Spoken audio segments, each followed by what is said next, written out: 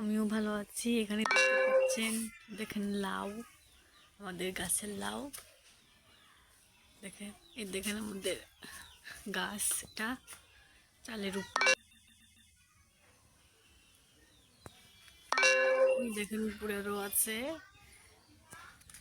আজ এই লাউটাকে পেড়ে রান্না করব। আমার যেটা রান্নাঘর একদিন আপনাদের সাথে শেয়ার করব। আসলে রান্নার ঘরটা অবস্থা খুবই খারাপ, লিপতে হবে তো। দেখেন কত সুন্দর দেখাচ্ছে তরতাজা লাউ।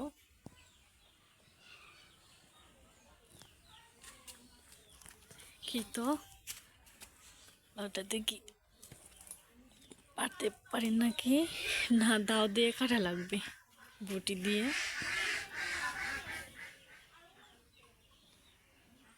এ পর্যন্ত ভিডিওটা অনেক বড় হয়ে যায়। আসসালামু আলাইকুম।